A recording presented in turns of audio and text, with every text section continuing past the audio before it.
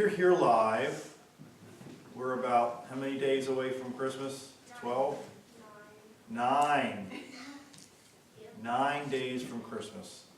So I thought today would be a good time, an appropriate time, to share a sermon, a lesson on the best gifts. And I'm sure that if we took a poll here about the gifts that we've received over the years, I'm sure we could remember some things that we received. I asked the kids just the other day what gifts they remember, and I heard different stories about some of the things that they remember. But today I want to share that Jesus is the ultimate gift. And in addition to Jesus being the ultimate gift, there are other characteristics. There's other things that maybe we haven't thought about in the past as being gifts. Now, people were looking at that time, thousands of years ago, for if you will, a bright, shining gift, a king, if you recall. People were looking for the Messiah, and Jesus didn't show up in a bright, shiny package. Now, I went back and did a little study on some of the most popular gifts that were given and or sold years ago. In 1975, the best gift, the most popular gift, cost $2,300, and that was the Sony Betamax Player. Now, some of you in the room weren't even breathing back in 1975, but I can remember the Beta Player. I think it was called a Beta Player, or Betamax Player. Back in 1975, the mood ring was very popular. If you remember the mood ring, 20 million mood rings were sold. 20 million. Talk about a marketing genius. And of course, you know that back in the 70s, early 80s, the Pet Rock was sold. 1.3 million Pet Rocks were sold. I think my wife and I need to corner that market again with all the rocks we have on our property. In 1981, guess what the highest selling gift was in 1981? Those of you who are old enough to remember, the Rubiks Cube. Remember the Rubiks Cube? In 1983, guys would not understand this, but in 1983, the most popular gift was the Cabbage Patch doll. Cabbage Patch doll. And I can remember seeing people running people over to get the Cabbage Patch doll. Now, a lot of people miss the reason for the season. I'm sure you've seen people, even these days at the Walmart stores, running over people to get certain things because of a certain day after a certain day, and they drastically reduce the price. I went to Black Friday last year, and I don't think I'm going to be going back. It was unbelievable. Literally, there were 3 people on each side of an aisle going opposite directions, 3 people wide. So you can imagine how you had to try to get past these people. In Galatians chapter 4, starting in verse number 4, it says, "But when the right time came," in Galatians 4, starting in verse 4, "But when the right time came, God sent His Son, born of a woman, subject to the law.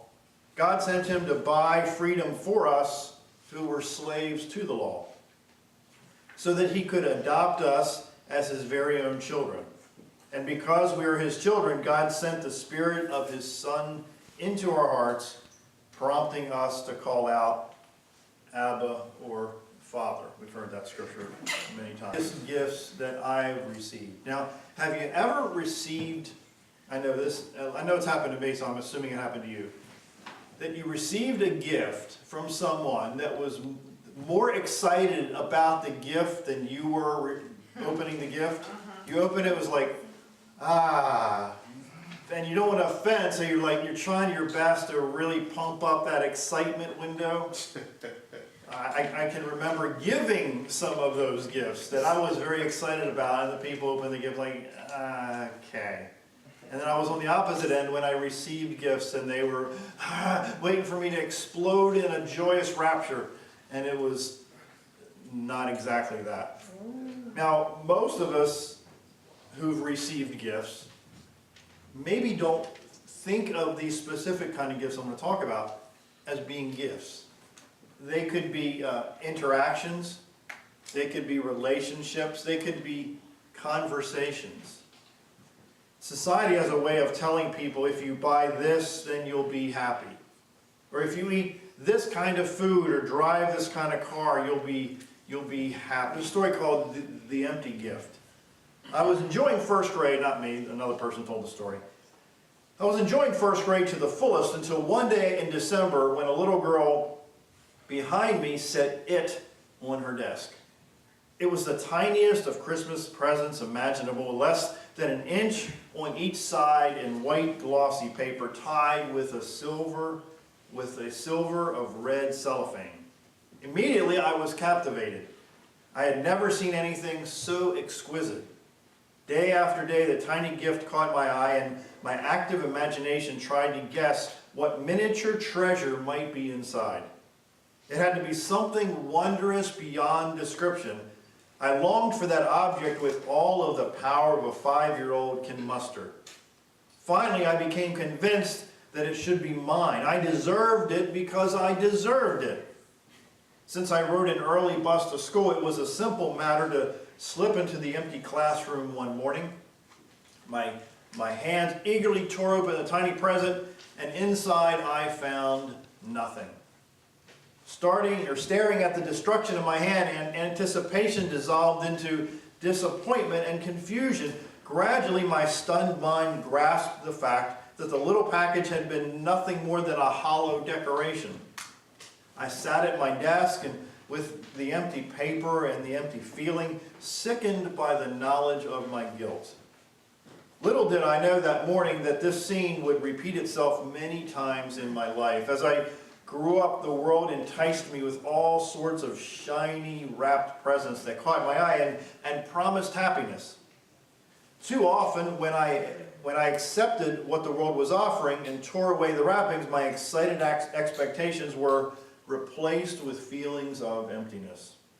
Over and over, I find myself proving the old cliche, you can't judge a gift by its wrapping. So in Ephesians 5, it says that we should let no one deceive us with empty words. Doesn't our culture try to deceive us with empty words? Take two.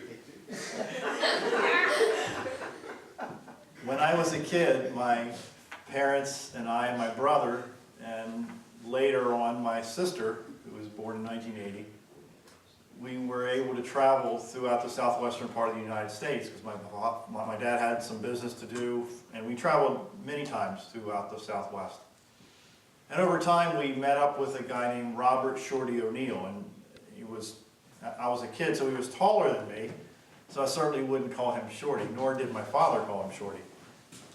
But something that really stood out to me a lot as a kid, watching business transactions going back and forth between my father and Robert O'Neill and other entities, is that there were times when there could have been some unscrupulous activity occurring, that is, frankly, stealing, and nobody would have ever known.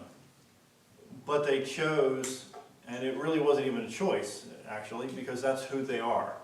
And Robert O'Neill passed some years back, but they chose to be ethical, they chose to be honest. And as a kid, that stood out to me quite a bit, and frankly, as an adult, that characteristic of being honest and having integrity lives with me every single day. And I would attribute that a lot to the activities and the relationships and the business transactions that I witnessed as a kid. In my early 20s, I went to work for Sun Life Insurance Company of America, and one of the guys who hired me, his name was John McGinnis. John at the time was probably 52, 53 years old. I was 21, pretty much scared of my own shadow at the time. And make a very long story short, he encouraged me so much to keep going that if it wasn't for him, I would have quit many more times than I quit. Not really that I quit, but I quit. Have you ever quit but you didn't quit? Well, I quit but didn't quit, thanks to this guy named John. This past week, I was blown away by a promised gift from someone, a close relative of mine that I didn't expect. It was just, and once the gift happens, I'll share the gift.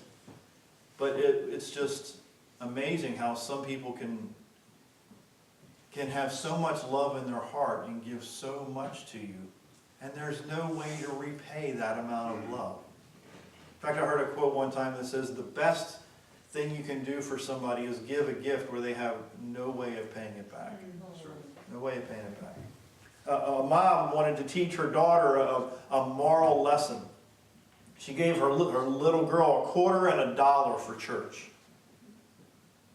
So Mom says, put whichever one in the collection plate and keep the other for yourself, she told the girl. So when they were coming out of church, the mother asked her daughter which amount she had given. Well, said the little girl, I was going to give the $1, but just before the collection, the man in the pulpit said that we should be cheerful givers.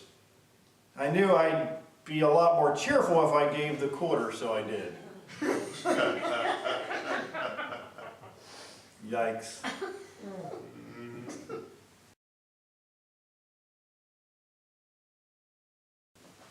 I was going to sing "O Come All Ye Faithful." All right. The first and third verse. O come all ye faithful, joyful and triumphant. O come thee to Bethlehem. Come and behold him, born the King of angels. O come, let us adore him. O come, let us adore him. O come, let us adore him, Christ the Lord. Zig Ziglar passed away in the last few weeks, and he was known for a quote that I've used often. He said, you can have everything in life you want if you just help enough people get what they want. Let me repeat that again. You can have everything in life you want if you just help enough people get what they want. Now, Joshua Becker, he had an article out that really jumped out at me during this Christmas season. And he said that he put together a pretty lengthy list, which I'll go through some of them, a list of gifts that people will never forget. The first gift is affirmation. Affirmation. Sometimes one simple word of affirmation or encouragement, if you will, can change a person's life. Just to give somebody a little nudge, a little encouragement, a little prompt, if you will, to just take another step forward. How about challenge? A gift of challenging somebody to maybe dream big dreams, to become extraordinary when maybe they didn't feel like they could be extraordinary. How about compassion? Sharing the gift of compassion with people in your life. Another gift that he shared was contentment. In the American culture, it is very difficult to be content. But yet, I see people all the time through the internet and through other means overseas that don't have 2% of what we have, and yet they are content.